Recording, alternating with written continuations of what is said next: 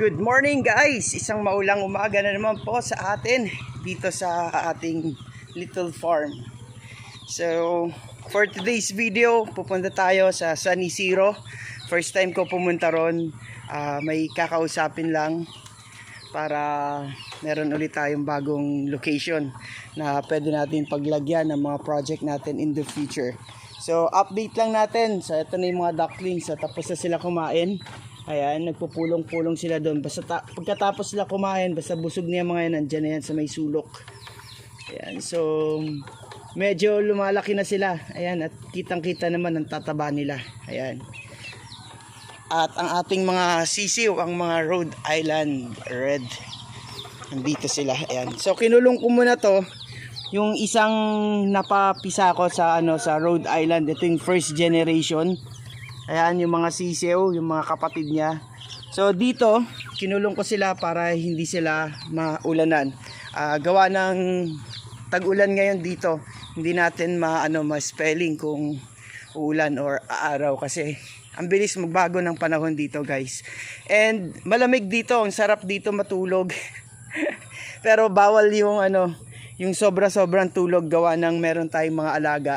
Kailangan natin sila pakainin sa tamang oras. Ito naman ang ating mga heritage chicken, ang buff Orpington at saka black Australorp. Ayan. So nabasa nga sila gawa ng maliit lang tong cover and malakas yung ulan kagabi. So matutuyo din yan, papakawalan ko sila mamaya pag uwi ko. So tara, samahan niyo ako sa San Isidro. First time ko doon kaya tara, ililibot ko kayo. Tingnan natin kung anong meron sa San Isidro. So, wina-warm up ko lang yung motor para condition pagpatakbo natin. So, yun. Tara, let's go. See you there. So, yun guys. So, nakalabas na tayo ng bahay dun sa compound. So, tignan nyo naman yung putik dito. Ayan. So, ito yung struggle dito kapag ganitong tagulan. At dagdagan mo pa yung mga dumadaan na mga sasakyan dito, gawa ng may mga nagpapagawa dyan sa kapitbahay namin ng kanilang patubig. And kapag dumadaan yung mga truck dito, talagang asahan mo na ganito yung kakalabasan ng daanan dito. Alright, so let's go! So ayan guys, nandito na tayo sa kanto. Yan, ito yung papunta sa amin. Ito yung papunta sa amin. Sige, wait lang. Alright, so ito yung papunta sa amin. Ito yung Welcome to Mainit, Sitio San Jose. Ayan, so dito yan, going there. So kapag galing ka naman ng Metro Manila, ayan, pag galing ka doon, dito ka dadaan, then kakanan ka lang. Yan yun. Makikita mo to, Welcome to Mainit, Sitio San Jose, Barangay San Jose, Antipolo City. And dito yung pupuntahan natin. So first time ko pupunta rito, dyan yung papuntang San Isidro. Ayan. Alright, San Isidro. Here I come. So ayan guys, dito tayo ngayon sa papunta sa San Isidro. So gusto ko makita nyo kung gaano kaganda rito. So ito parang Baguio yung paakyat. Medyo matarik, so doon ako galing. Doon. So ito yung view na makikita nyo rito. Siguro sa gabi may ilaw dito sa na to. Tignan niyo naman, napakaganda ng niya. Ito, hanggang doon, magmula doon sa pinanggalingan ko, meron siyang mga ganitong fence. 'Di ba? Ang sarap tambayan. Tapos ang view na makikita nyo ganito.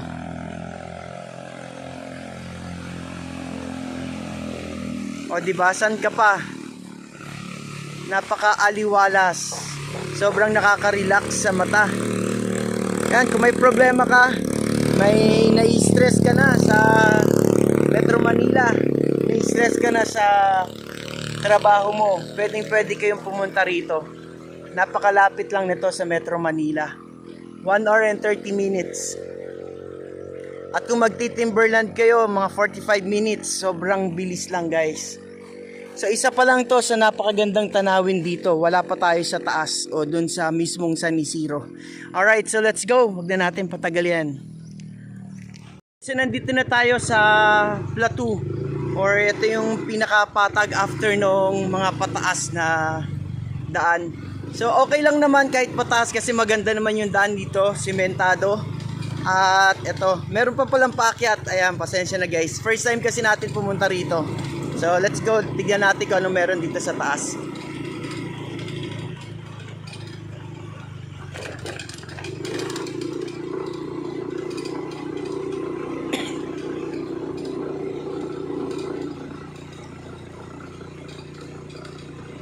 Ayan guys, talagang ma-enjoy nyo rito. Napakaganda at napaka-fresh. Walang mga tao, wala masyadong mga tao dito kasi ang mga kadalasan nakatira dito, mga taga ibang lugar na nagtatayo ng mga farm, mga townhouse. Kaya napakaganda talaga dito bumili ng property kung naghahanap ka ng tahimik at malayo sa Metro Manila. Ayan, malayo sa polusyon. Ayan. So, ito siguro isa sa masasabi ko na na pwede nating i-recommend na magandang tirahan. Kung gusto mong magyaya sa mga barkada, kung gusto mong mga malayo sa mga stress, gusto nyo mag-relax, magbabarkada, napakaganda rito guys. Yan, ito talaga yung isa sa mga gusto ko rin na mga lugar. And first time ko nga dito, Malabagyo ang dito, Malabagyo ang style. Ayan oh. So andito tayo sa medyo tuktok. So papakita ko sa inyo yung yung view. So yan yung view rito guys sa taas. I think hindi pa ito yung pinakataas kasi may natatanaw pa ako dito na paakyat pa. Ayan, so ganito siya kaganda. Napakaaliwalas ng paligid. Ayan, dito yan sa San Isidro. Dito sa Antipolo. Sakop pa rin siya na Antipolo. Ayan. So, try natin umakyat pa. Tignan natin kung ano pang meron sa taas.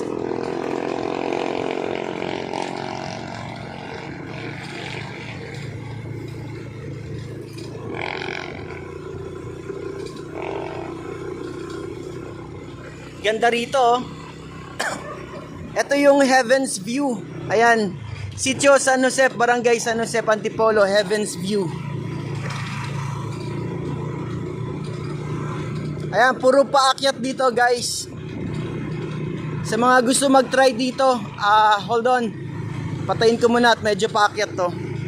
So ayan, medyo nakaakyat na tayo dito. Ayan, ayan yung pababa. So dito hindi natin papalagpasin syempre na makuhaan to ng video. Ayan. Guys, sobrang parang heaven talaga. Ayan meron pang mga sea of clouds.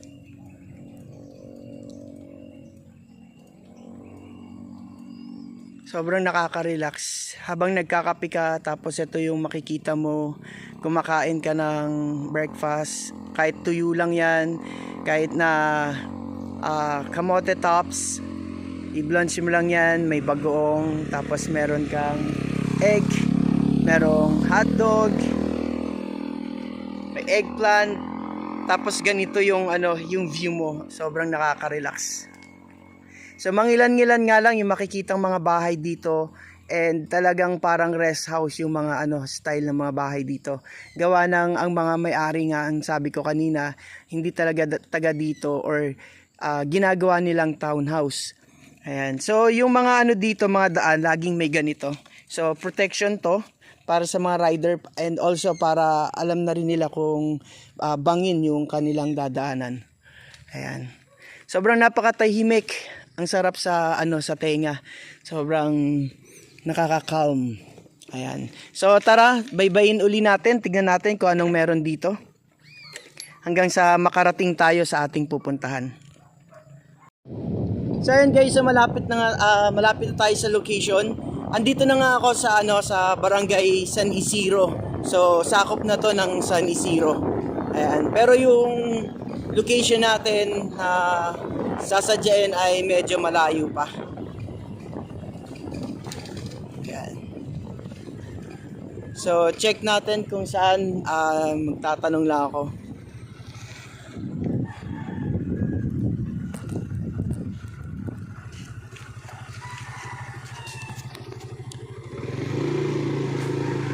Sabi kasi diretso lang at pag may makikita daw na maraming sasakyan, ayun, dun na yun. So ito nga pala ang baba ng San Isidro. Ayan. So meron silang ano dito, irrigation. Yun o, parang tulay yung irrigation nila. Napakaganda. Ayan, dito pala ang ano, San Isidro. So first time natin dito sa lugar na to.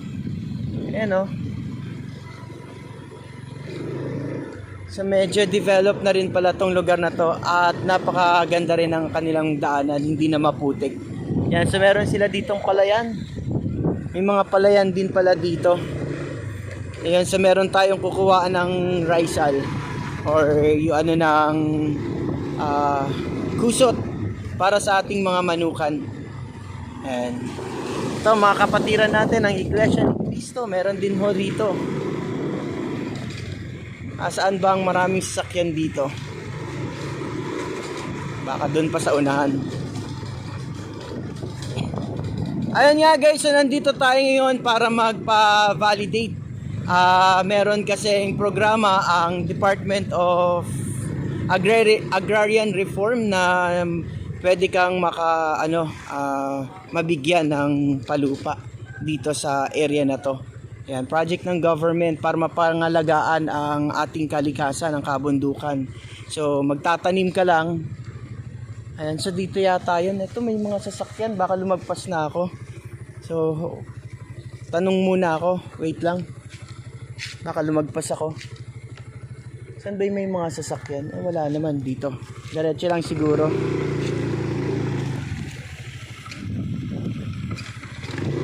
Diretso lang tayo guys, wala pa naman yung maraming sasakyan eh. Hahanapin natin yung maraming sasakyan, sabi ni Kuya. Ayan, ang ganda dito guys oh. Ayan oh, ang ganda ng palayan nila dito. Hinto muna tayo rito. Wow, grabe, napaka-chill. Ayan, so hanapin ko muna yung lugar and papakita ko sa inyo. So dito medyo rough road na rito. Ito na yung end yata ng kanilang kalsada. Alright, so finally nandito na tayo sa location. So ito nga yung isa pababa. Pero dito tayo sa multipurpose for validation. So ang dami na nga tao rito para magpa-validate sa proyekto ng DAR. So hopefully maging successful ang ating lakad ngayon. Alright, let's see kung anong meron dito. Yan, daming ang tao dito guys. Ayan na yung multipurpose hall nila. So, yan yung mga magpapa-validate. Yan, syempre kasama ang DNR dito. So, tanong-tanong muna tayo. Let's go. Parada muna natin ating motor kung saan tayo pwede. And, nakita ko kanina merong dito, dun sa may tindahan, meron silang wifi. So, meron din pala silang signal dito kahit paano. Alright, so hanapin na natin yung ating contact person. So, I think dito na ako magpaparada. So, safe naman dito. Alright, so dito na tayo sa San Isidro. For the first time. Let's see. So, I think hanggang dito na muna tayo. At medyo pribado ang ating pag-uusapan dito sa lugar. So ito ang kanilang multipurpose hall dito sa San Isidro.